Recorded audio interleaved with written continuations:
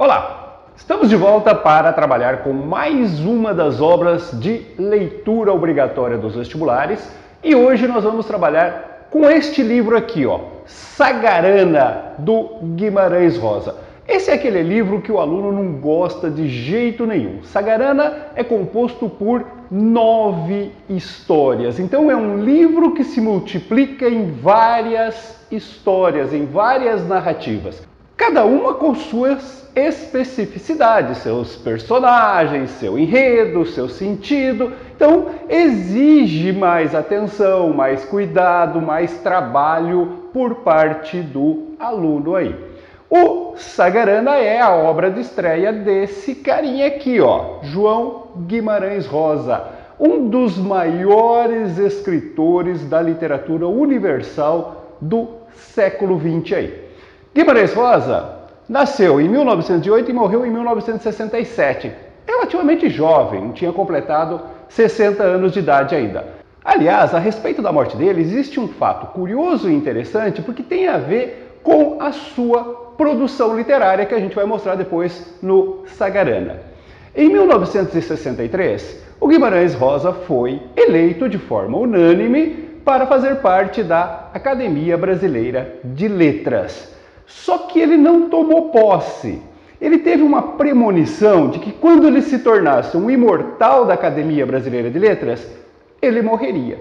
E como ele era muito místico, muito religioso, ele começou a protelar a sua posse na Academia Brasileira de Letras.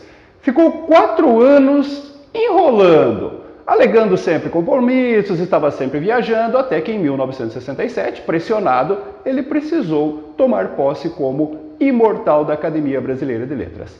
3 dias depois da posse, ele morreu de um ataque fulminante do coração.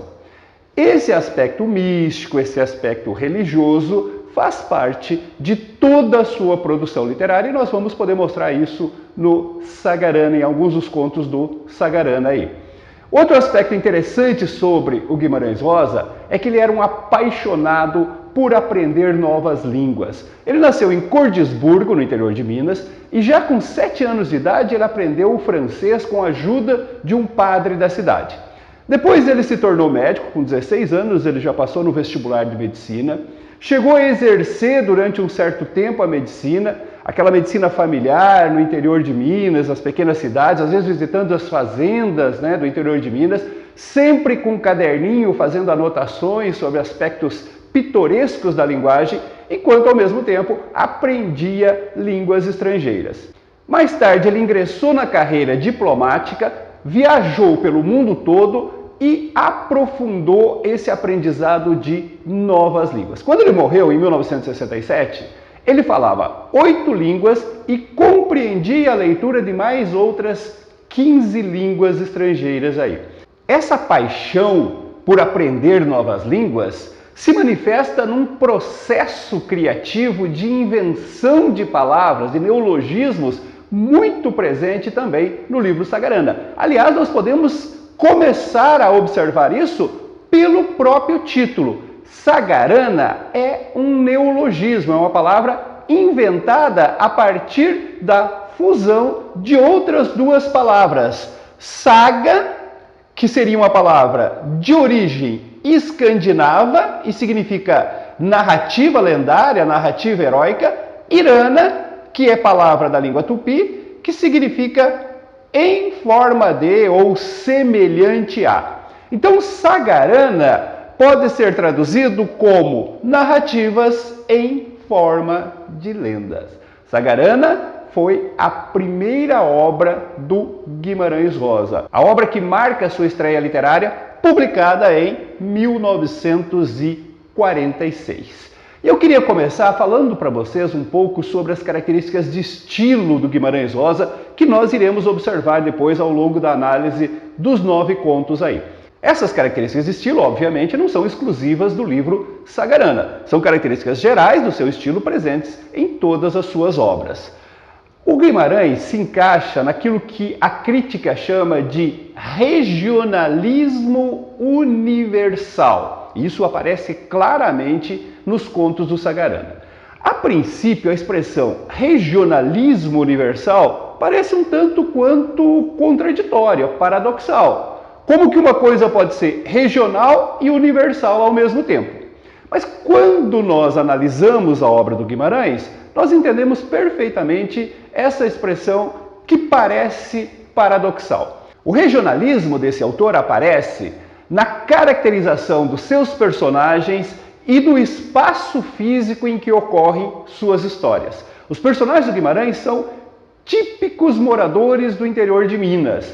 Vaqueiros, jagunços, pequenos agricultores, grandes latifundiários, pessoas que estão integradas num ambiente que também é caracteristicamente regionalista. As histórias do Guimarães acontecem nas fazendas de gado, nas pequenas cidades do interior de Minas, no sertão mineiro como um todo. Enfim, nesse aspecto da caracterização física dos seus personagens e na caracterização física do espaço onde ocorrem as suas histórias, nós temos o regionalismo muito claro e muito evidente. Porém, quando nós começamos a analisar o enredo, os temas por ele abordado, a obra dele se universaliza.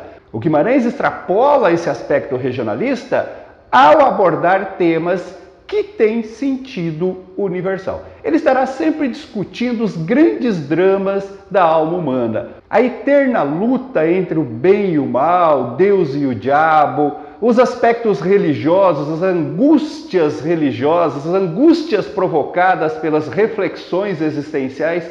Enfim, uma temática que extrapola os limites do regionalismo e tem sentido em qualquer parte do mundo. Aliás, a respeito dessa questão do regionalismo, é bom você entender qual é a diferença que existe entre esse regionalismo do Guimarães Rosa, que pertence ao chamado terceiro tempo modernista, e o regionalismo da segunda geração modernista, do segundo tempo modernista, dos romances de 30, que tem como seu maior expoente o Vidas Secas. Basicamente, gente, o regionalismo do Vidas Secas, o regionalismo da geração de 30 é um regionalismo realista. É um regionalismo baseado numa observação científica, objetiva, de aspectos característicos de uma determinada região, especialmente o Nordeste. O regionalismo do Guimarães Rosa é um regionalismo marcado pelo misticismo, pela religiosidade. Ele não se limita à realidade física e objetiva da região em si. Ele vai além, ele explora os aspectos lúdicos, místicos, religiosos, lendários daquela região, daqueles personagens, daquele espaço físico. Então, ele extrapola esse regionalismo físico-material. E daí a expressão regionalismo universal. Um outro aspecto muito forte da obra do Guimarães, e que também pode ser constatado facilmente no livro Sagarana, é o processo de experimentalismo linguístico. Talvez a característica mais marcante da sua produção literária. Como eu falei, o Guimarães Rosa era apaixonado por aprender novas línguas. Mas não apenas línguas estrangeiras. Ele era apaixonado também por aprender o sentido de expressões bastante características do interior de Minas, do falar coloquial dos mineiros, dos jagunços. E esse conhecimento todo da linguagem, ele colocava em prática na hora de criar as suas obras, as suas narrativas. É uma característica relativamente comum a esse período, esse trabalho mais acentuado com a linguagem, com as experiências linguísticas. O trabalho de criação literária, acentuando aspectos de criação linguística, faz parte também de outros autores do período. Mas, sem dúvida nenhuma, o Guimarães Rosa foi o escritor brasileiro que mais aprofundou esse processo de fazer experiências com a linguagem, de recriar a linguagem, especialmente através dos neologismos. O Guimarães Rosa escrevia suas narrativas datilografando-as nas antigas máquinas de escrever, de datilografar. Depois de datilografados, as páginas, uma por uma, eram reescritas com auxílio de um lápis, de uma caneta. Ele ia refazendo o texto, frase por frase, alterando a ordem dos vocábulos, juntando duas ou mais palavras e criando uma nova palavra. Enfim, um trabalho experimental que exigia paciência e um grande conhecimento sobre a linguagem de uma forma geral. Então, gente, ler Guimarães Rosa é uma experiência única. A gente costuma dizer que quando se vai ler Guimarães Rosa pela primeira vez, é preciso passar quase que por um processo de aprendizado da sua linguagem. Uma espécie de treinamento. Eu costumo dizer que a primeira leitura é para você aprender a linguagem. Depois você tem que reler o texto para entender a narrativa em si. Mas depois que você leu uma obra do Guimarães, uma história do Guimarães, também você nunca mais confunde o seu estilo. Você reconhece facilmente esse estilo quando você se deparar com uma nova narrativa desse autor. É um estilo extremamente personalizado, único, inconfundível. Um outro aspecto que também é marca característica das suas narrativas é o que nós chamamos de prosa poética. Eu já expliquei isso várias vezes aqui. É aquela narrativa marcada por ritmo, por musicalidade, por uma exploração lírica dos vocábulos, do sentido dos vocábulos ali. E nesse sentido, Guimarães Rosa também é insuperável. Em determinados momentos das suas narrativas, nós temos a impressão de que estamos lendo poesia. Tal é o ritmo, a musicalidade, a cadência que ele consegue colocar nas suas obras aí. Eu tenho aqui um exemplo para mostrar isso na prática para vocês. Dá só uma olhada nessa sequência retirada do primeiro conto do Sagarana, O Burrinho Pedrez. Olha só.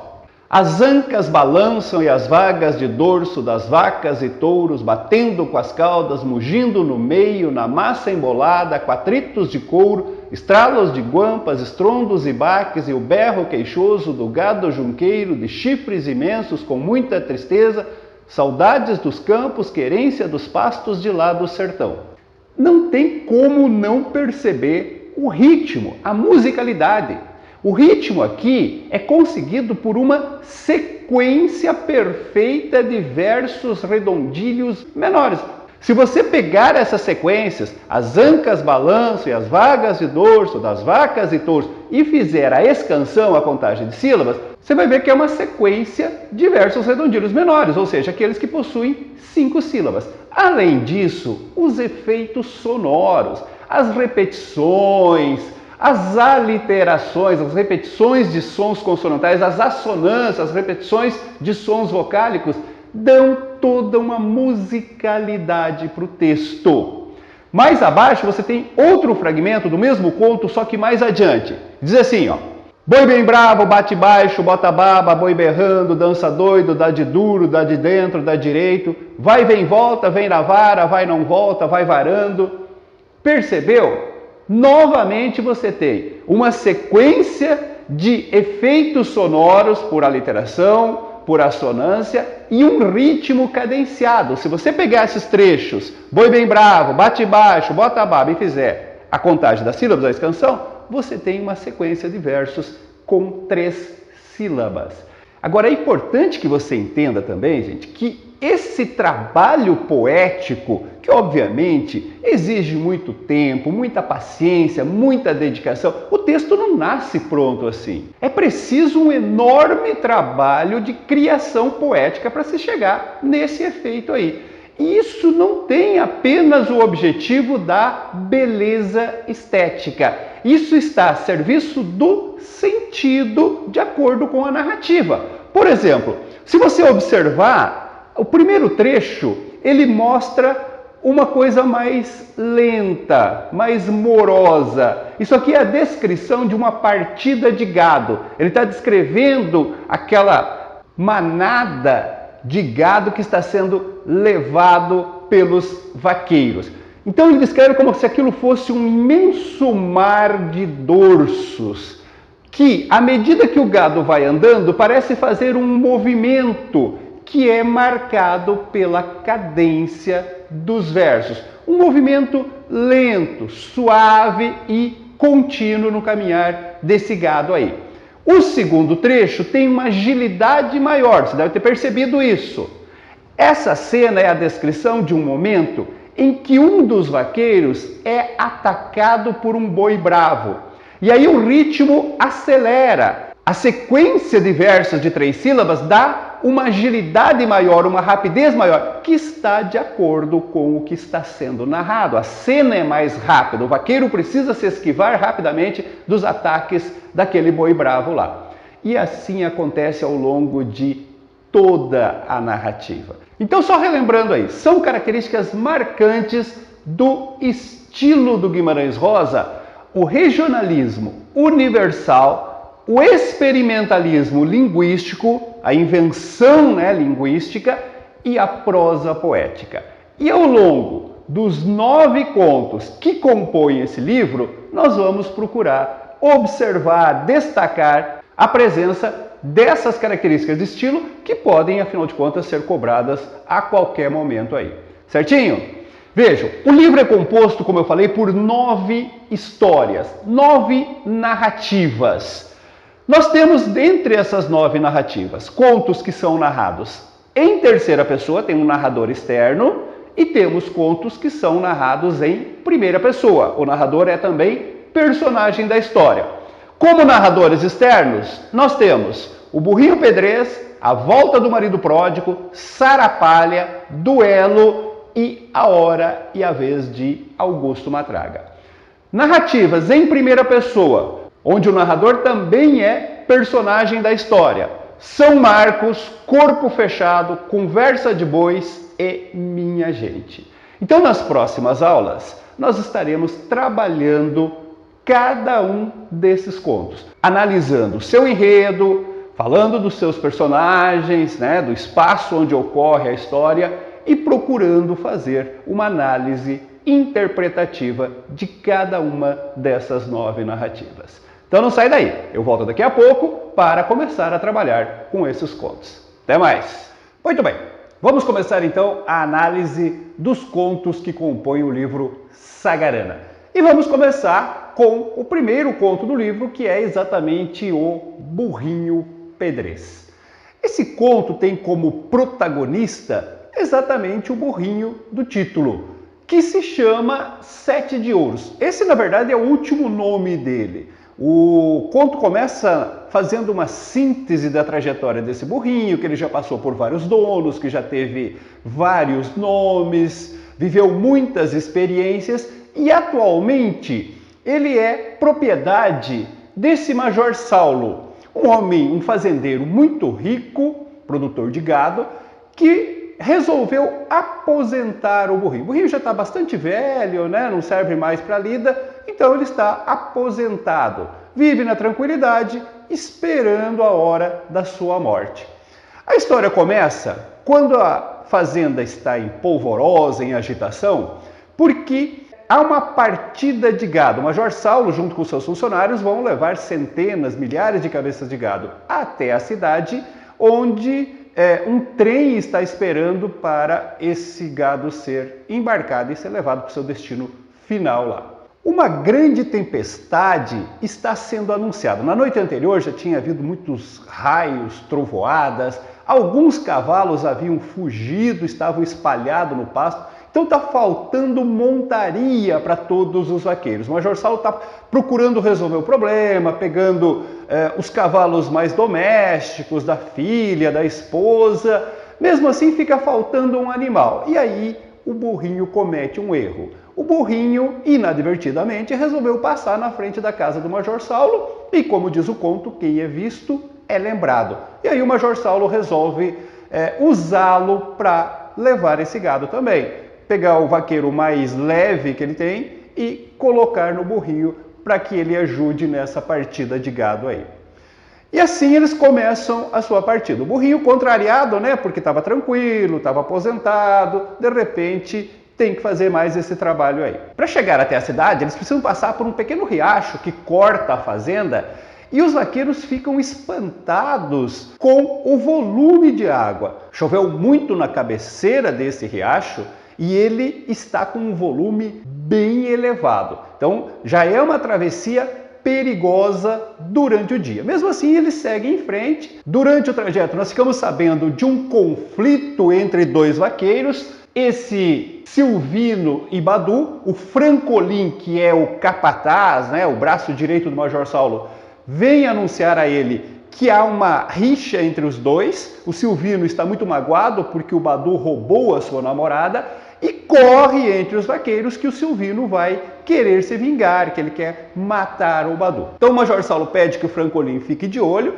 Existe realmente essa rixa, a gente percebe. Tem um determinado momento em que o Silvino incita um boi brabo a atacar o Badu, que precisa se defender. Então, esse é um conflito que vai correndo paralelo. Também os vaqueiros, para passar o tempo, vão contando histórias, geralmente histórias que têm um aspecto meio de lenda e envolvendo animais. Então tem uma história sobre um menino triste que estava sendo levado da sua fazenda, da sua família, sendo afastado da sua família, junto com uma partida de gado, e aí numa noite ocorre uma tragédia, o gado foge, o menino desaparece. Enfim, são várias histórias que estão sendo contadas e que envolvem animais que passaram por um momento que marcou a sua trajetória e que fez com que eles saíssem do anonimato e se tornassem lendas, histórias a serem repetidas pelos vaqueiros no transcorrer dos anos aí. A comitiva consegue chegar na cidade, embarcar o gado debaixo de muita chuva, e quando eles têm que voltar já está anoitecendo. O Major Saulo não vai voltar com eles, vai ficar hospedado na cidade. Os vaqueiros passam antes num bar, bebem, o Badu fica completamente bêbado e aí cabe a ele vir montado no burrinho pedrez. Quando eles estão voltando para a fazenda, já é noite alta, noite escura, noite tempestuosa, eles chegam naquele córrego e percebem que o volume de água aumentou muito. A travessia se tornou extremamente perigosa, principalmente porque é noite. A correnteza está muito forte, carregando muito galho. Então surge uma discussão entre os vaqueiros sobre atravessar ou não aquele córrego. Alguns são totalmente contra, acham muito perigoso, preferem ficar ali acampado, mesmo debaixo de chuva, esperar amanhecer, o córrego baixar, para atravessar em segurança. Outros, no entanto, cansados e mais valentões, querem atravessar. Nessa discussão, eles resolvem deixar a decisão para o burrinho pedrez. Existe um consenso entre os vaqueiros que burro não entra em lugar onde não possa sair. O burrinho chega, ele vem mais atrasado, né? Ele anda mais lento. Quando ele chega, ele analisa a situação e tal. O burrinho está muito cansado, quer chegar logo em casa, quer comer no seu abrigo, no seu coxo. E aí ele resolve entrar na correnteza. E os cavalos vão atrás. Dois desses vaqueiros apenas resolvem não arriscar. Os outros entram junto com o burrinho. E aí são tomados pela correnteza. A correnteza está realmente muito forte. Os cavalos se assustam, começam a se debater, derrubam seus cavaleiros e acabam morrendo junto com seus cavaleiros ali. O burrinho, na sua experiência de vida, no seu conhecimento adquirido através dessa experiência de vida, ele se dá conta que não adianta lutar contra a correnteza. Então ele se deixa levar apenas procurando direcionar o corpo para a margem seguinte. Com isso ele consegue atravessar o riacho, carregando o homem que está nas suas costas, que é o Badu, e mais o Francolin, o capataz lá da fazenda, que se agarrou ao seu rabo. Então ele salva estes dois homens de morrerem afogados. Essa história, gente, ela tem tudo a ver com o título do livro, Sagarana. Lembra? Narrativas em forma de lenda. Como eu falei, o narrador começa a história fazendo uma síntese de toda a trajetória desse burrinho pedrez, do Sete de Ouro. Todas as fazendas por onde ele passou, todas as aventuras que ele viveu, os nomes que ele teve, e ele conclui essa introdução dizendo o seguinte, ó: mas nada disso vale fala. Nada disso vale história. Nada que possa ser considerado algo extraordinário, que possa ser considerado um momento de travessia do anonimato para a situação de lenda. Se o burrinho morresse antes dessa última viagem, ele seria rapidamente esquecido. No entanto, e isso é uma coisa que o Guimarães defende muito nas suas histórias, existe um momento mágico, um momento único em que os seres, tanto os seres humanos quanto os animais, têm a sua passagem, a sua travessia. Aquela viagem última, definitiva, fez com que o burrinho virasse uma lenda. A partir daquela noite, dos acontecimentos envolvendo o burrinho naquela tragédia, esse animal não será mais esquecido. Nas próximas partidas de gado e pelas próximas gerações, os vaqueiros irão contar a história do burrinho Pedrez, que foi o único animal sobrevivente naquela travessia e que conseguiu salvar 2 daqueles vaqueiros que participaram daquela tragédia. Vale ressaltar também que esse é um dos contos em que mais aparece aquele processo de prosa poética que eu falei na primeira aula. Inclusive os fragmentos que eu usei como exemplo, como eu disse, são retirados aí do conto Burrinho Pedrez. O próximo conto que nós temos que comentar aí é A Volta do Marido Pródigo. Esse é um conto que puxa mais para o lado do humor, explorando um pouco a esperteza, a malandragem do caboclo mineiro. O nome dele já tem alguma coisa ligada a essa ideia de malandragem, de larápio, alguma coisa nesse sentido aí. Ele é casado com a Maria Rita, uma moça muito bonita, né, causando inclusive inveja nas outras pessoas, e trabalha na construção de uma rodovia que pretende ligar Belo Horizonte a São Paulo. Trabalho é um modo de dizer, porque na sua malandragem ele sempre chega atrasado, ele passa a maior parte do tempo, enquanto os outros estão trabalhando, quebrando pedra, ele passa a maior parte do tempo conversando, contando história, divertindo as pessoas, e com isso ele consegue a conivência, inclusive, do responsável pela obra, que embora perceba que obviamente ele não é um bom trabalhador, vai mantendo no emprego porque é uma pessoa que se faz agradável pelo seu jeito, pela sua malandragem, por divertir, por fazer o tempo passar para os demais trabalhadores ali. A maioria desses trabalhadores não é daquela região, são trabalhadores temporários que vêm de outras regiões. E há entre esses trabalhadores um grupo de espanhóis. E entre esses espanhóis, um deles, esse Ramiro, está muito interessado na esposa do Lalino. Costuma frequentar aquela região, né, passar na frente da casa, está sempre conversando com ela e tal. E o Lalino parece não se importar muito com isso. O grande sonho do Lalino é ir para o Rio de Janeiro, aproveitar a vida naquela cidade maravilhosa, no mar, e se divertindo com as prostitutas. Mas ele não tem dinheiro para isso. Então um dia surge o escândalo. Ele vai até esse Ramiro e pede um dinheiro emprestado. O Ramiro concorda em dar a ele 1 conto de réis, que era um bom dinheiro para a época, desde que Lalino prometa que vai embora e não volta mais. E aí o Lalino pega aquele dinheiro e vai embora sem nem mesmo se despedir da sua amada Maria Rita. 3 meses depois, a Maria Rita já está morando com o Ramiro. E a cidade está escandalizada, porque ficou bastante claro que, na verdade, o Lalino vendeu sua esposa para o Ramiro. Entregou a esposa para poder realizar o seu sonho de conhecer o Rio de Janeiro, né, de vadiar na cidade maravilhosa.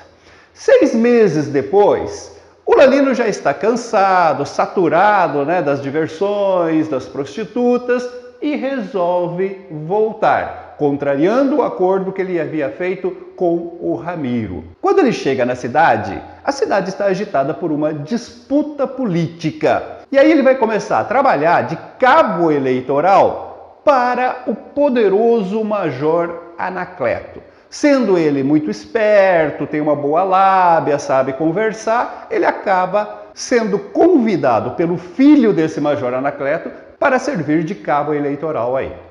E aí nós temos uma sequência de ações espertas em que o Lalino vai, aos poucos, colocando o Major Anacleto contra aqueles espanhóis que viviam ali na região, dizendo que eles estariam contra o Major Anacleto, que eles votavam no adversário político, que eles roubavam o emprego dos moradores da região, mas na verdade o que ele quer é exatamente recuperar a sua esposa. Algum tempo depois, a esposa aparece na casa do Major Anacleto pedindo proteção, dizendo que ela é maltratada pelo espanhol. O Lalino consegue, com sua esperteza, com sua malandragem, que o Major Anacleto saia vencedor desse pleito político, e aí o Major, em agradecimento, manda seus capangas expulsarem os espanhóis da região, e com isso o Lalino atinge o seu objetivo, recupera sua amada esposa, que apesar de tudo ainda o ama, e nós temos um final feliz. Esse conto, gente, claramente tem a intenção de explorar um pouco daquelas histórias divertidas, de esperteza, de malandragem, tão comuns na nossa literatura. Lembra um pouco o nosso Leonardo, do Memórias do Sargento de Milícias, lembra o Macunaíma, do Mário de Andrade, e tantas outras narrativas que exploram um pouco dessa história de malandragem. O personagem que não é herói, pelo contrário, né, rompe com os padrões éticos característicos dos heróis, mas ao mesmo tempo é um personagem que agrada o leitor. Malandro, esperto, divertido, de bem com a vida, um tanto quanto irresponsável, enfim, um conto alegre, leve, divertido. Bem diferente do próximo conto que a gente vai comentar, que é o Sarapalha. Esse talvez seja o conto mais triste, de maior densidade trágica de todas as 9 narrativas aí. A história se passa numa pequena cidade, perto de um rio que é afluente do Rio São Francisco, que é uma verdadeira cidade fantasma, abandonada pelos moradores devido a um surto de malária. Os moradores, para não morrerem de malária, acabaram abandonando aquela região.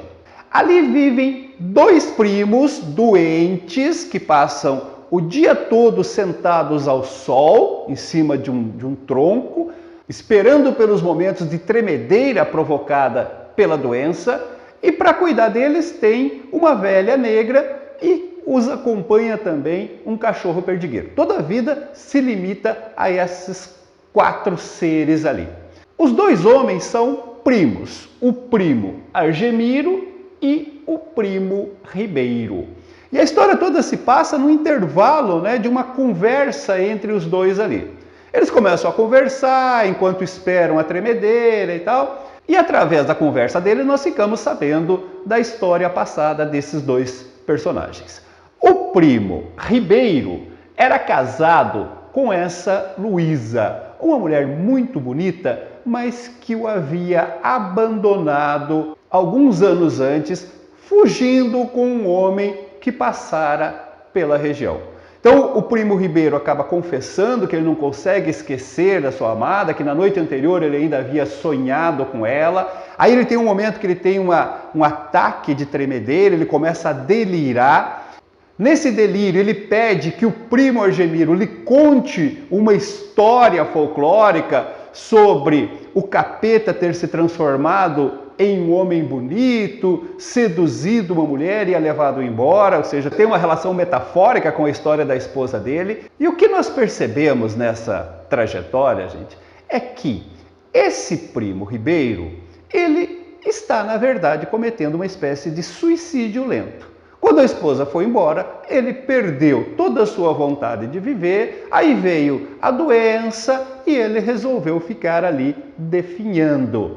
E ele é muito grato ao primo Argemiro por não o ter abandonado. O primo Argemiro poderia ter ido embora, mas não. Ficou ali cuidando dele, acabou contraindo a doença também. E em vários momentos o primo Ribeiro diz que é muito grato ao Argemiro por ter ficado com ele, como um verdadeiro irmão, que sempre ficou ao seu lado, que poderia ter ido embora, mas que não o abandonou, que nunca o deixou sozinho nesse sofrimento aí. O conto explora muito o fluxo da consciência através do discurso indireto livre. Então nós ficamos sabendo, durante um delírio do primo Ribeiro, que o primo Argemiro não ficou ali apenas para fazer companhia, apenas pela dedicação ao primo. Na verdade, o primo Argemiro também era apaixonado pela Luísa, pela esposa do Ribeiro.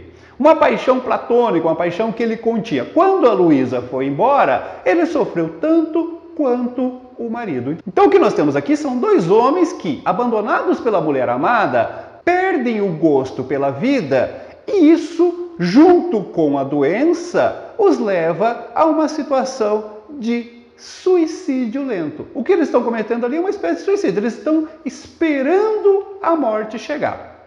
Num determinado momento, o primo Argemiro, talvez até se sentindo culpado, percebendo que a morte está muito próxima, ele resolve confessar ao primo Ribeiro que também era apaixonado pela Luísa. Afirma que nunca aconteceu nada, que ele nunca chegou nem mesmo a se declarar a ela, mas o Ribeiro se sente traído, sordidamente traído, como ele mesmo diz. E aí ele resolve expulsar o Argemiro. Ele diz que lamenta não ter forças para se vingar, para matar o primo, então o expulsa da sua fazenda. O primo Argemiro ainda tenta argumentar, dizendo que o outro está mais debilitado, que precisa dele, mas o primo Ribeiro está irredutível e expulsa o Argemiro da sua fazenda. Quando o Argemiro vai embora, o Ribeiro cai no chão e começa a tremer claramente num último suspiro de vida. O Argemiro caminha até o limite da fazenda, quando ele passa a porteira, ele também é tomado pela tremedeira provocada aí pela doença, cai no chão e diz que ali é um bom lugar para se findar. Então, como eu falei no início, gente, esse conto Sarapalha é o mais denso, é o mais dramático, é o mais pesado de toda a narrativa. E é interessante observar ao longo da leitura como a natureza está em sintonia com esse drama dos dois protagonistas, dos dois personagens ali. A fazenda está em decadência, o mato está tomando conta de tudo, porque não há quem limpe, quem trabalhe a terra. Então, essa decadência da fazenda que está morrendo está em sintonia com os primos, que também desistiram da vida, que também estão caminhando lentamente para a morte. Então o texto todo tem uma atmosfera de solidão, de tristeza, de abandono, que se coaduna perfeitamente com a história, com o enredo. O homem abandonado pela mulher amada que desiste de viver, que não vê mais sentido em continuar vivendo. Certinho, gente? Bom, eu volto na próxima aula para nós vermos mais contos do Sagarana aí. Até mais! Olá! Estamos de volta para continuar com esse trabalho de comentar os contos do Sagarana e agora nós vamos falar sobre o conto Duelo. O título aqui pode lembrar um pouco aqueles duelos tradicionais, com hora marcada, com dois oponentes se enfrentando até a morte. Lembra um pouco as histórias românticas ou então os filmes de western americano. No entanto, gente, este duelo não tem nada a ver com esse tipo de duelo tradicional. Na verdade, o que nós temos aqui é um duelo de esperteza, de estratégias. A história começa quando o personagem Turíbio Todo resolve ir pescar e avisa a esposa que não vai voltar naquela noite, vai passar a noite na beira do rio pescando. Como não está dando peixes, ele resolve voltar sem avisar a esposa e acaba flagrando-a em adultério com o Cassiano Gomes, um ex-militar.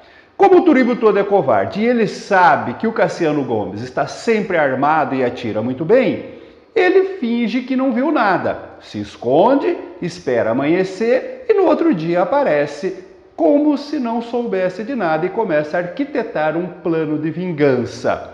Pega suas armas e vai até a casa do Cassiano.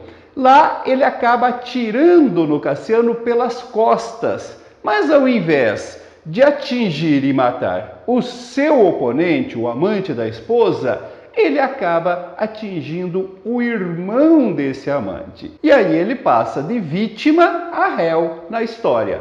O Cassiano Gomes jura vingança e aí começa a perseguição que dá título ao conto. O Turíbio todo começa a fugir, naquele jogo de se esconder e ao mesmo tempo na esperança de conseguir preparar uma armadilha para matar o Cassiano numa emboscada e o Cassiano nessa perseguição pelo interior de Minas.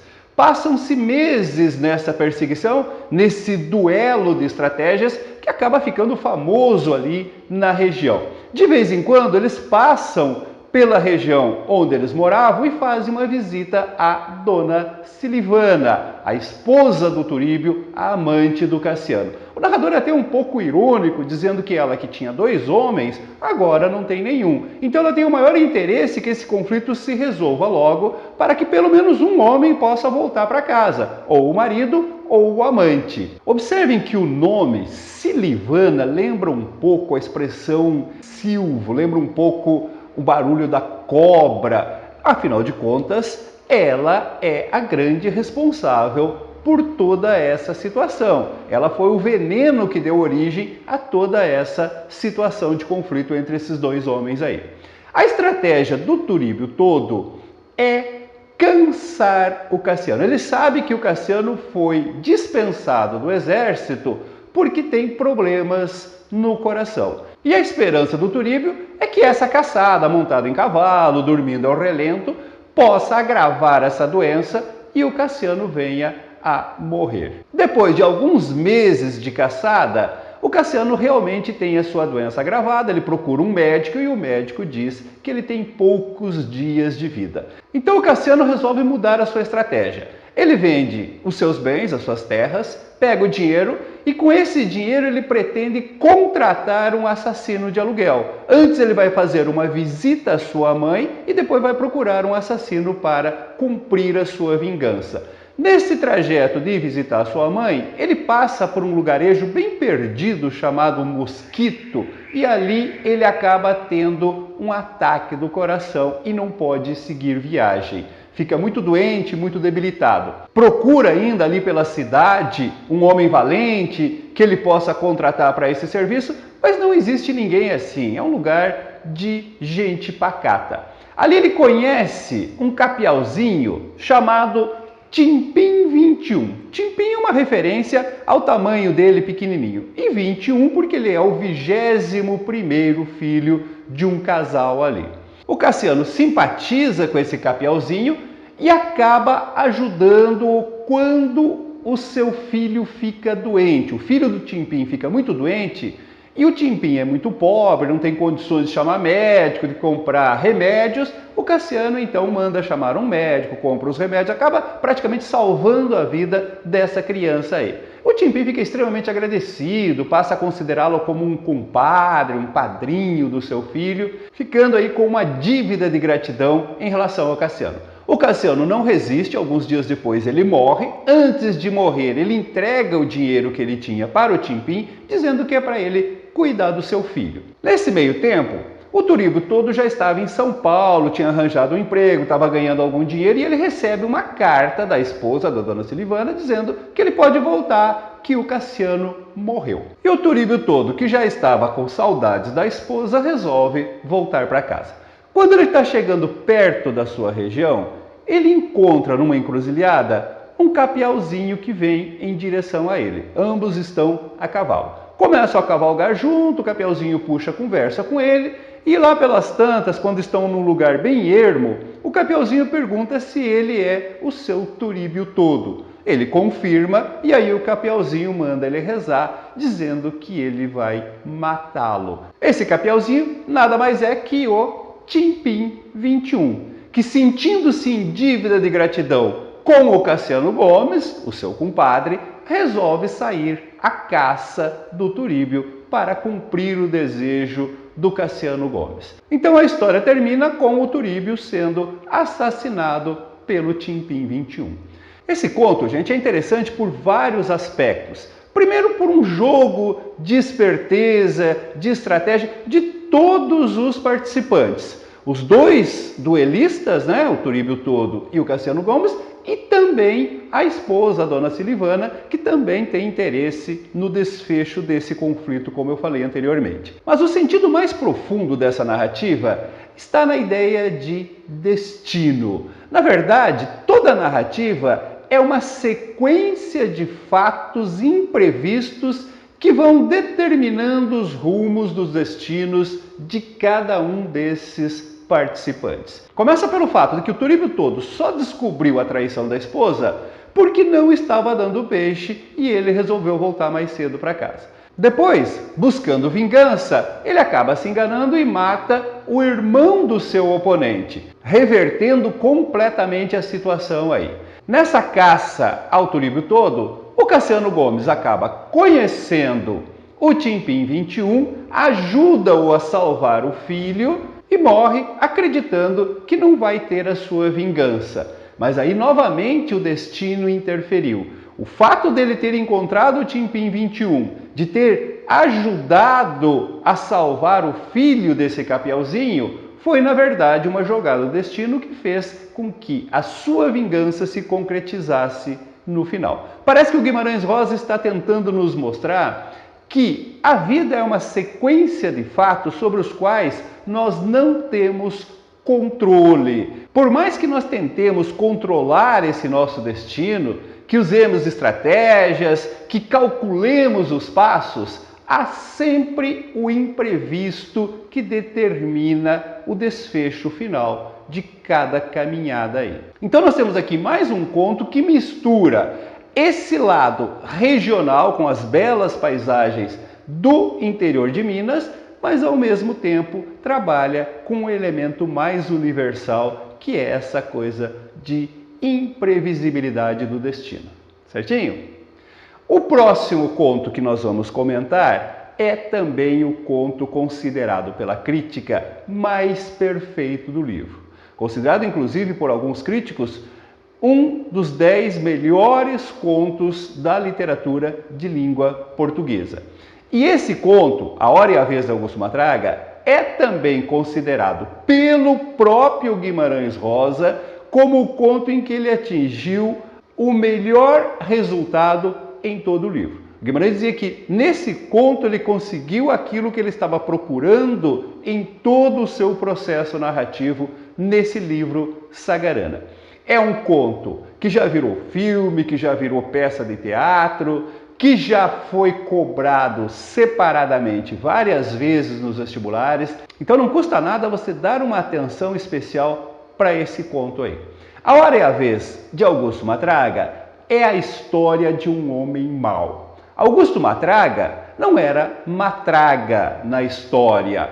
Augusto Matraga era Augusto Esteves, Inhô Augusto Esteves. Valentão e violento, Augusto Esteves é um homem mau. Um homem que não respeita a família, que não respeita as mulheres, que não respeita os empregados. Um daqueles coronéis do interior, né, de boa condição social, que usa o seu poder econômico, o seu status social, para cometer violências aí. Mas quando a história começa, gente, esse Augusto Esteves está em franca decadência.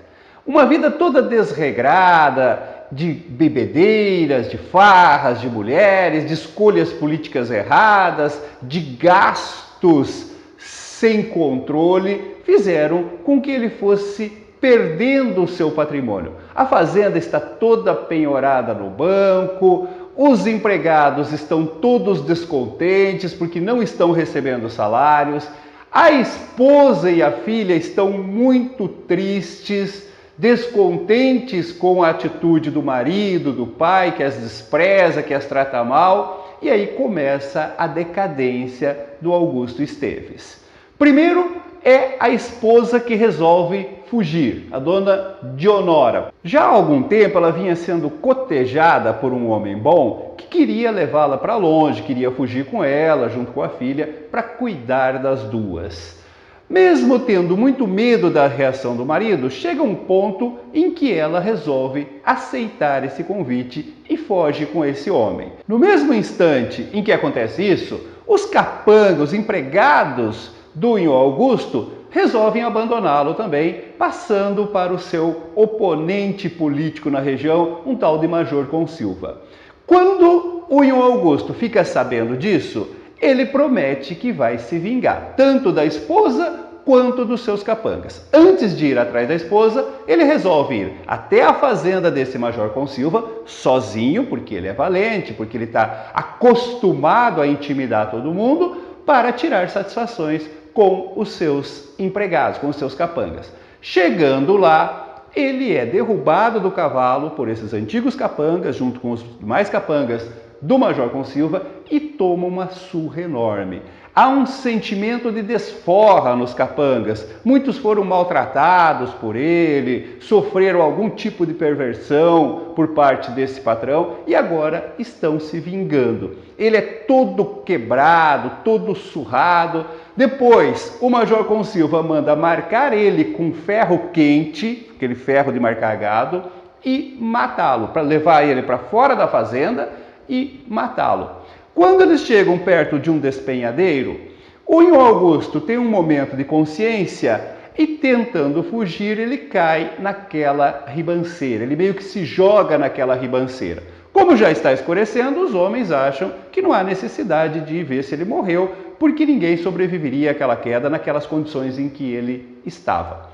Mas o Inho Augusto é um homem muito forte, ainda não chegou a sua hora. No fundo dessa ribanceira mora um casal de velhos negros que encontram o corpo moribundo do Inho Augusto e começam a tratar dele com ervas medicinais, com medicina caseira e com muita reza, com muita religiosidade. O Inho Augusto passa vários dias delirando, em febre, com dores, e nessa febre ele sempre escuta a reza dos pretos que estão cuidando dele. Ele lembra das rezas da infância, ele foi criado, a mãe morreu muito cedo, ele foi criado por uma avó que era extremamente religiosa. Depois de algum tempo, ele consegue se recuperar e aí ele manda chamar um padre. Ele quer se confessar. O padre vem até lá, ele confessa seus pecados e aí o padre diz o seguinte: olha, meu filho, você recebeu uma segunda chance. Se você tivesse morrido, certamente você ia direto para o inferno. Mas ainda não chegou a sua hora, ainda não chegou a sua vez. Você tem agora uma nova chance de fazer tudo diferente, de salvar a sua alma e de ir para o céu. A partir daquele momento, daquelas palavras do padre, o Inho Augusto toma a decisão de que ele vai para o céu. De qualquer jeito, ele promete que vai conseguir ir para o céu. De qualquer jeito, por bem ou por mal. Ele diz claramente: para o céu eu vou, por bem ou por mal, nem que seja a porrete, bem no espírito, de homem violento que ele sempre foi. Quando ele consegue se recuperar totalmente dos ferimentos, ele pega aquele casal de velhos negros que cuidou dele e vai para uma outra região distante onde ele tem um pequeno sítio ainda. E ali ele passa a viver como um verdadeiro penitente. Se afasta de todos os pecados, não fuma, não bebe, não se envolve mais com mulheres e passa a promover todo tipo de bem para salvar a sua alma. Passa os dias todos capinando, trabalhando, rezando e ajudando as pessoas em volta. Para todo mundo, aquele é um homem santo. Todos que o conhecem, todos que veem o seu comportamento durante vários meses ali, têm certeza de que quando esse homem morrer, ele vai direto para o céu. Todos menos o próprio Augusto. Ele sente que a sua alma ainda não está salva, que ele ainda não fez a travessia para merecer os céus. E durante esse tempo todo ele passa por várias provações. Ele fica sabendo, por exemplo, que o seu mais fiel capanga, o único que ficou ao seu lado, acabou sendo assassinado também por esse Major Consilva quando foi buscar vingança. Fica sabendo que a filha dele acabou caindo na vida, fugiu com um cacheiro viajante. E isso tudo vai testando a sua determinação de continuar no caminho certo, de não voltar mais para o caminho da violência que ele tinha trilhado até então. Mas a provação maior acontece quando passa ali naquela região um bando de jagunços liderados por aquele que é o mais famoso e violento jagunço da região, o seu Joãozinho Bem-Bem. Todos se escondem, todos fogem desse bando, menos o Nhô Augusto, que vai ao encontro do Joãozinho Bem-Bem e o convida para se hospedar na sua casa. Esse chefe jagunço, Joãozinho Bem-Bem, acaba simpatizando com a figura do Nhô Augusto, adivinhando que por trás daquele homem de reza havia ali um guerreiro, havia um homem de armas, um homem valente e tal. E acaba, inclusive, oferecendo os seus serviços para alguma vingança que esse homem de reza pudesse ter. Se o Nhô Augusto quisesse, era só falar um nome que ele ia atrás e dava um jeito. Novamente o Nhô Augusto é tentado. Bastava ele falar ali o nome do Major Consilva que o Joãozinho Bem-Bem, com o seu bando, cometeria a vingança em seu nome. Mas ele resiste. Ele resiste porque ele quer ir para o céu, nem que seja a porrete. A outra provação é quando o seu Joãozinho Bem-Bem está se despedindo e convida o Nhô Augusto para participar do seu bando. Essa talvez seja a maior de todas as tentações, mas novamente o Nhô Augusto resiste e recusa o convite. Nos dias seguintes, nas semanas seguintes, o Nhô Augusto começa a sentir que a sua hora e a sua vez está chegando, mas que não é naquele lugar. Ele fica esperando por algum sinal que possa levar ao seu destino definitivo. Até que um dia passa uma revoada de pássaros barulhentos pela fazenda, pelo sítio em que ele se encontra, e ele sente aquilo como um sinal. Então ele deixa suas terras para aquele casal de negros que havia cuidado dele, monta num burro e sai sem rumo, sem direção, se deixando levar pelo burro, pelo caminho que o burro escolher ali. Depois de andar alguns dias, ele chega num pequeno povoado que está todo apavorado pela presença exatamente do bando do seu Joãozinho Bem-Bem. Acontece que um dos membros do bando tinha sido assassinado por um morador da cidade pelas costas e agora o seu Joãozinho Bem-Bem quer cometer a vingança para poder honrar o seu bando ali. Como o assassino do seu capanga fugiu, ele vai cometer a sua vingança em cima da família desse assassino. Ele já determinou que ele vai matar um irmão deste assassino e as irmãs dele irão servir sexualmente aos seus homens. Quando o Nhô Augusto chega nessa cidade, é o Joãozinho Bem-Bem que vai recebê-lo e hospedá-lo no seu acampamento. E aí o Joãozinho Bem-Bem volta a oferecer um lugar no bando, pega as armas do capanga que havia morrido, entrega ao Nhô Augusto e diz que ele é bem-vindo no bando. Quando o Nhô Augusto está ali acariciando aquelas armas, novamente sendo tentado por aquele mundo de violência representado ali pelo bando do Joãozinho Bem-Bem, entra um velho na casa pedindo clemência para sua família. Esse velho nada mais é que o pai do assassino do membro do bando. E aí o velho pede clemência pela sua família. O Joãozinho Bem-Bem diz que não pode ter clemência, que é uma regra dos jagunços que ele tem que cometer a sua vingança ali. Então o velho se oferece. Olha, eu estou aqui, me mate, eu me entrego, mas deixe meu filho, deixe minhas filhas em paz. O Joãozinho Bem-Bem diz que não, que a vingança já está determinada como ele disse anteriormente: matar um irmão e abusar das irmãs do assassino. Aí o velho, desesperado, invoca ajuda divina, pede que Deus o proteja, que Deus envie alguém em sua salvação. Quando o Augusto Esteves escuta isso, ele entende que chegou a sua hora e chegou a sua vez. E aí, com voz firme, ele se dirige ao Joãozinho Bem-Bem, pedindo como quem ordena que não faça nada com a família daquele homem. O tom de voz usado pelo Augusto Esteves, ao mesmo tempo, enfurece como um desrespeito, mas também alerta o Joãozinho Bem-Bem. Então ele pede, porque ele respeita o Augusto, que ele não se meta, que não é assunto para ele se meter. Só que o Augusto está determinado. Ele diz que se for fazer essa vingança, tem que passar por cima do cadáver dele. E aí estoura a luta ali.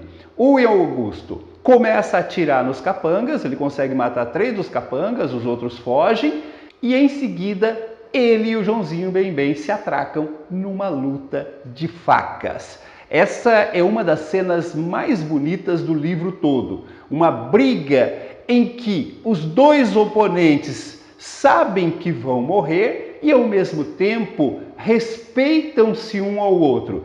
Cada um sabe que chegou a sua hora e ao mesmo tempo estão contentes porque estão morrendo como guerreiros, morrendo numa luta justa. O Augusto Esteves consegue esfaquear e matar o Joãozinho Bem-Bem, mas ele está muito ferido e também acaba morrendo.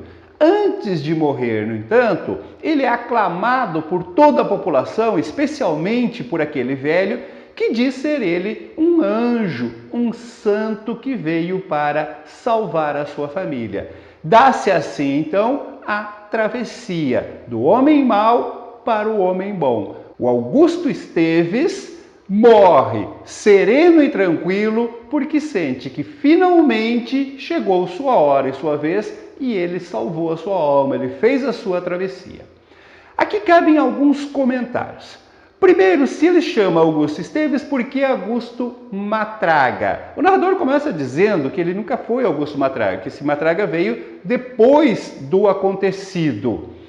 Matraga aqui pode ser uma referência à cena final em que o Inhô Esteves começa a atirar com tal rapidez que parece uma matraca. Ele começa a matraquear com a sua arma. Matraca é aquele instrumento que faz barulho, né? Instrumento de madeira que faz barulho para chamar a atenção. Então, essa é uma das possibilidades de interpretação. Não é a única, mas parece a mais coerente aí. Mas o mais interessante a observar aqui, gente, é essa questão da universalidade do tema. O que nós temos aqui é a eterna luta entre o bem e o mal, entre Deus e o diabo, entre o pecado e o perdão.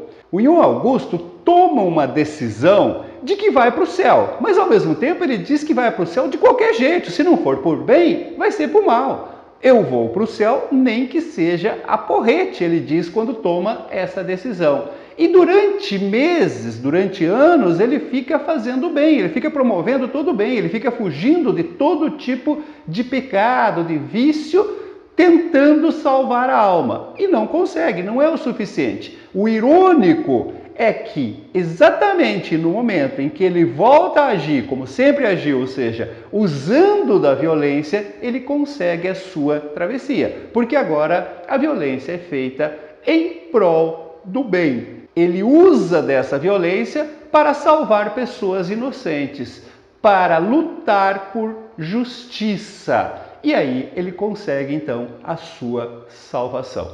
É realmente o conto mais bem acabado, mais bem trabalhado, mais envolvente de toda a narrativa, aclamado pelo próprio autor, pelo próprio Guimarães Rosa. Então, como eu falei, vale a pena ter uma atenção especial em relação a esse conto aí. Certinho? Assim nós estamos encerrando os contos em terceira pessoa. Nós temos, como eu falei no início, na primeira aula, 5 dos 9 contos são narrados em terceira pessoa, com um narrador externo, e 4 são narrados em primeira pessoa, com um narrador participante. Na próxima aula, nós iremos então trabalhar com esses contos em primeira pessoa. Até lá! Muito bem, o primeiro desses contos narrados em primeira pessoa é o São Marcos. Aqui nós temos como personagens, basicamente, o narrador, que se chama José, e João Mangalô, um feiticeiro de uma pequena cidade do interior de Minas, marcada exatamente por essa presença de muitos feitiços, de muitos feiticeiros. Esse José é basicamente um descrente. É um amante da natureza, um estudioso da natureza, parece ter um pensamento mais lógico, mais científico e parece não acreditar nessas crendices todas. Ao mesmo tempo, e de forma meio contraditória, ele conhece várias mandingas, várias rezas, principalmente de proteção. Entre elas, essa tal de São Marcos, que é uma reza braba, uma reza de invocar o demônio, mas que serve também de proteção. Tem um momento lá que, conversando com um outro personagem secundário, ele chega a recitar essa reza justamente para provocar medo no seu ouvinte ali. E esse José, esse narrador, ele adora visitar uma floresta justamente para usufruir dessa natureza, estudar as plantas, os animais, e no caminho que ele faz meio que rotineiramente, mora um feiticeiro. Ele passa na frente da casa desse João Mangalô e costuma debochar desse João Mangalô. Tira sarro, debocha desse João Mangalô, inclusive a cozinheira dele, uma negra velha, fica sempre avisando que ele não deveria fazer isso, que esse João Mangalô é um feiticeiro poderoso e que ele poderá sofrer consequências. Um determinado dia, depois de passar pelo João Mangalô, de debochar bastante desse feiticeiro, quando ele está no meio da floresta, de repente, inexplicavelmente, ele fica completamente cego. No começo ele chega a pensar que é algo passageiro, espera, mas a visão não volta. E aí ele começa a ficar desesperado. Como que ele vai sair da floresta? Como que ele vai achar o caminho de volta? Num momento de desespero e raiva juntados, ele começa a recitar em voz alta essa oração de São Marcos. E aí, de maneira completamente inexplicável, ele começa a correr pelo meio da floresta, sem se chocar em nenhum obstáculo, até chegar no barraco deste João Mangalô. Aí ele entra, agarra o João Mangalô, começa a bater no João Mangalô e, de repente, a visão dele volta. E aí ele fica sabendo que o motivo da cegueira dele era exatamente um feitiço do João Mangalô, que havia feito um boneco voodoo dele e havia vendado os olhos. A reação dele é um tanto quanto enigmática. Ao invés de ficar revoltado, ele faz as pazes com esse João Mangalô, meio que agradece pela experiência e vai embora. A impressão que passa para nós, leitores, é que ele finalmente teria admitido uma crença que já existia nele, mas que ele teimava em negar em relação a esses poderes de feitiçaria, de misticismo que tem aí. Um outro aspecto desse conto, extremamente importante, que já foi inclusive questão de vestibular, é uma discussão que ocorre sobre o poder das palavras. Isso está relacionado tanto à oração de São Marcos, quanto em relação a um poema que vai sendo trocado entre o narrador e um desconhecido, que ele chama de simplesmente quem será. Um dia, quando ele está indo para a floresta, ele vê alguns versos escritos em um bambu. E ele resolve então escrever embaixo desses versos nomes de reis persas, aqueles nomes bem difíceis e tal, que não tem nenhum sentido lógico, mas ele diz que tem um alto poder de musicalidade, que aquilo não deixa de ser poesia pela força sonora, pela força musical que tem esses nomes. Na sua próxima visita, ele percebe que o autor dos primeiros versos escreveu embaixo como se estivesse respondendo. E assim, durante vários dias, eles ficam trocando poesia, meio em tom de desafio, escrito nesse bambu. São duas pessoas que não se conhecem, que nunca se viram, que ficam trocando poesia, trocando experiência, trocando conhecimento através de palavras que têm uma força desconhecida ali. Como eu falei na primeira aula, o Guimarães Rosa tem uma verdadeira paixão por linguagem, por criação, por invenção linguística. E nesse conto ele pode defender um pouco essa sua teoria sobre o poder das palavras, tanto associado ao poder místico da oração de São Marcos, quanto associado ao poder criativo da poesia através dessa troca com um poeta desconhecido ali. O próximo conto é Corpo Fechado, e aí nós voltamos ao assunto da feitiçaria. Esse conto é mais leve, é mais divertido, lembra um pouco, está mais associado um pouco com a história da volta do marido pródigo. O narrador aqui é um médico da cidade, um médico que gosta muito de ouvir as histórias, de observar as histórias da cidade, e ele adora conversar com o protagonista da história, que é esse Manuel Fulô. A cidade onde acontece essa história é uma daquelas cidades do interior que não tem lei, que não tem ordem, que é sempre dominada pelos valentões. O valentão do momento é esse tal de Targino, um homem muito mau e muito violento. E todo mundo na cidade tem alguma história de valentia, inclusive o protagonista, o Manuel Fulô, que está lá numa mesa de bar, tomando uma cerveja, conversando com o médico e contando histórias de valentia, de esperteza do seu passado aí. O Manuel Fulô tem dois grandes amores na vida dele. Um deles é a mula Beija-Flor, o outro é a sua noiva chamada Das Dor. Inclusive o médico narrador chega a perguntar para ele de quem ele gosta mais. E ele responde sem pestanejar que gosta das duas do mesmo jeito, que tem o mesmo amor pelas duas ali. Pela conversa dos dois nós ficamos sabendo também que esse Manuel Fulô tem uma mágoa em relação a um feiticeiro ali da região, um curandeiro, feiticeiro chamado Toniquinho das Pedras.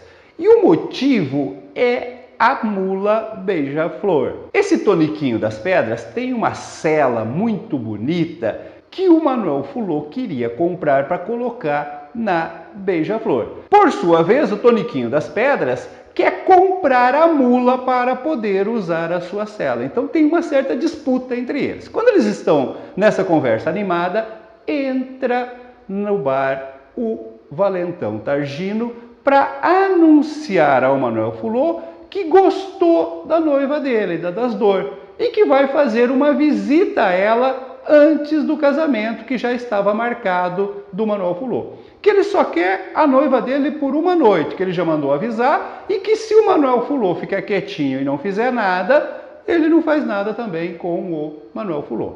Diz isso e sai.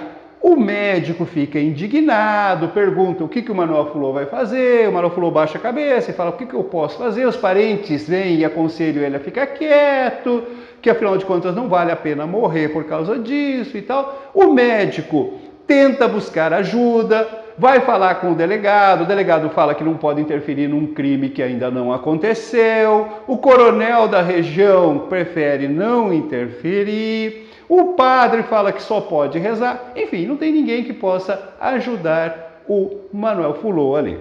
No dia seguinte, eles estão esperando a tragédia, né? Que o Targino apareça para se aproveitar da noiva do Manuel Fulô, quando de repente aparece o Toniquinho das Pedras. Chama o Manuel Fulô para um quarto, os dois conversam, e quando eles saem do quarto, o Manuel Fulô manda entregar a sua mula Beija-Flor para o Toniquinho das Pedras, dizendo que agora ela pertence ao Toniquinho das Pedras. Na verdade, ele fez um acordo. O Toniquinho das Pedras fez um feitiço para fechar o corpo do Manuel Fulô contra a bala, em troca da mula do Manuel Fulô.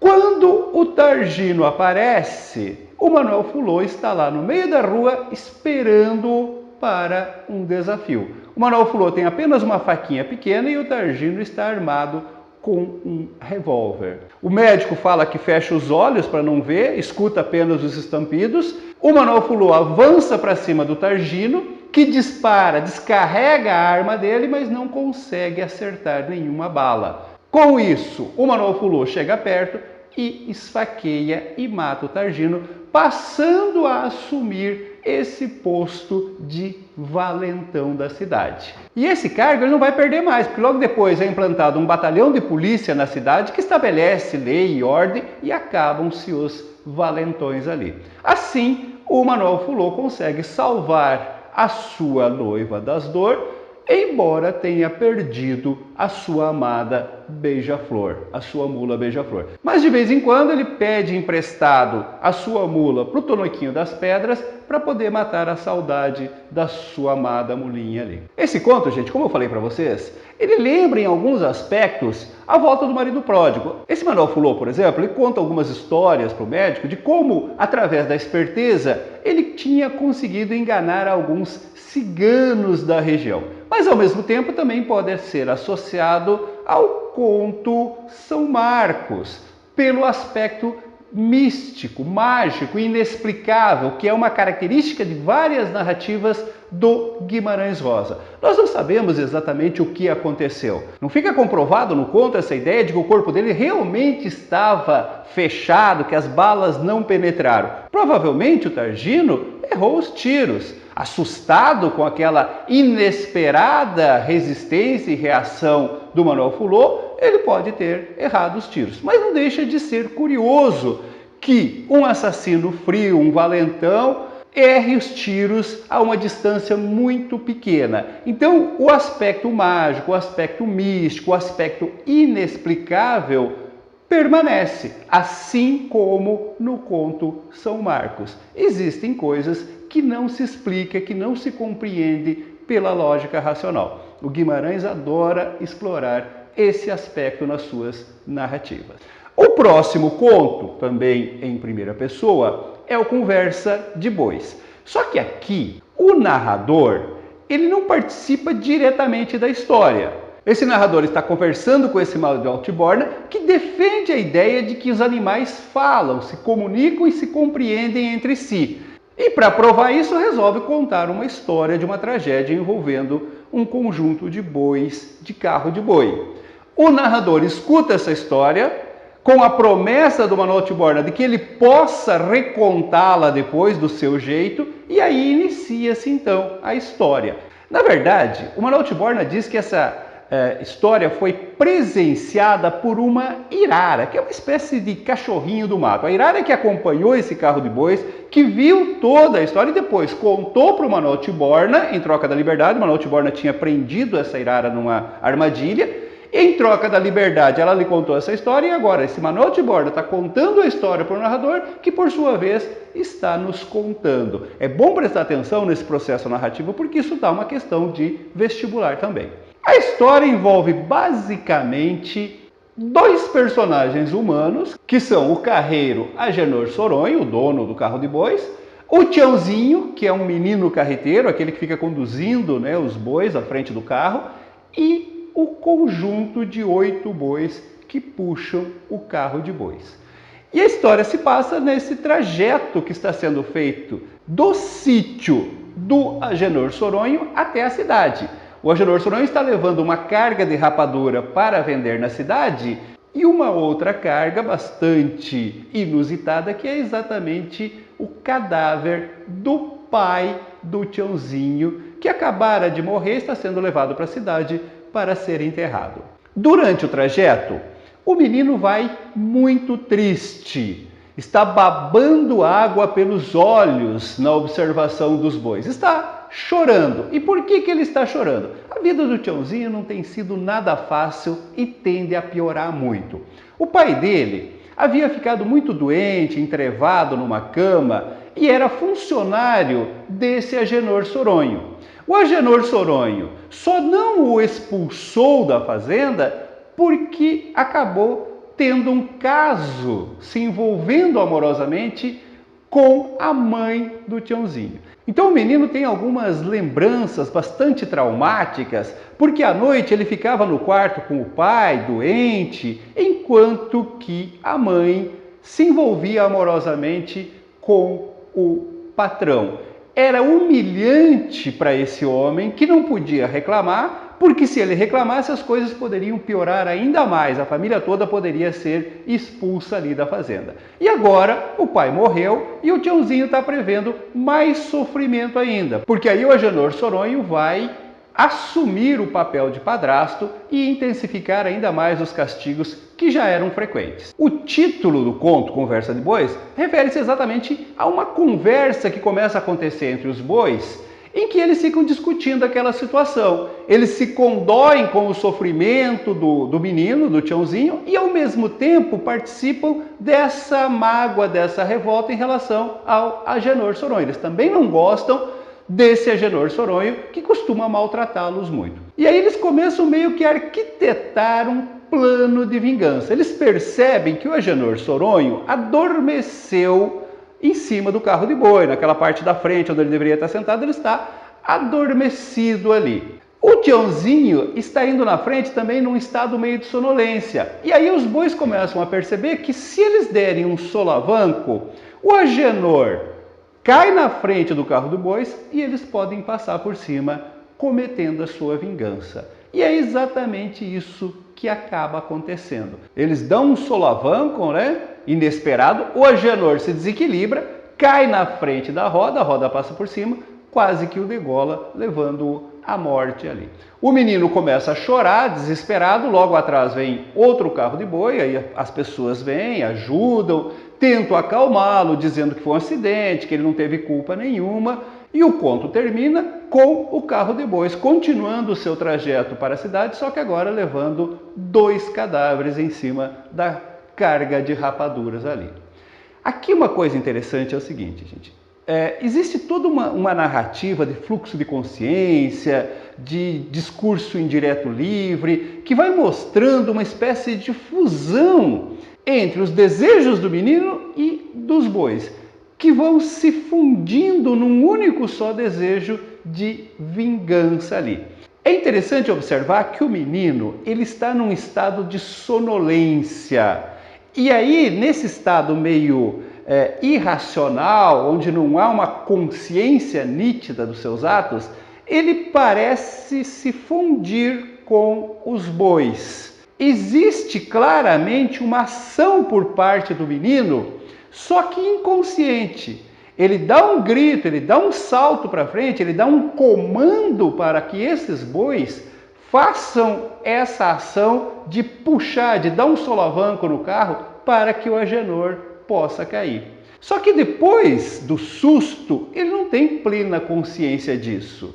Então, mesmo que ele tenha cometido essa atitude, ela não foi consciente. O que o conto nos mostra é que houve um momento em que o desejo do menino, que é fraco, funde-se com o desejo dos bois, que são extremamente fortes, e aí você tem o ato de vingança ali. Novamente um conto que trabalha com esse aspecto místico tão forte na obra do Guimarães Rosa aí. E aí nós temos o último conto que fecha essa narrativa, cujo título é Minha Gente. Aqui nós temos também um narrador em primeira pessoa, nós não ficamos sabendo o nome dele ao longo de toda a narrativa, sabemos que é um jovem que passou um tempo longe e que agora está retornando para o interior de Minas para visitar um tio, esse tio Emílio, e uma prima de quem ele fora namorado na infância, essa Maria Irma. Logo que ele chega na estação e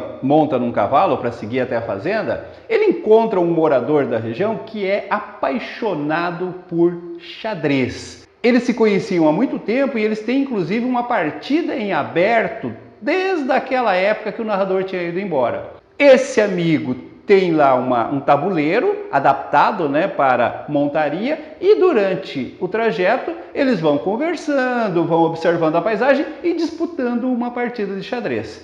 Quando o narrador faz uma jogada que coloca o outro em perigo, ele desiste da jogada, fecha o tabuleiro e continuam a viagem apenas conversando.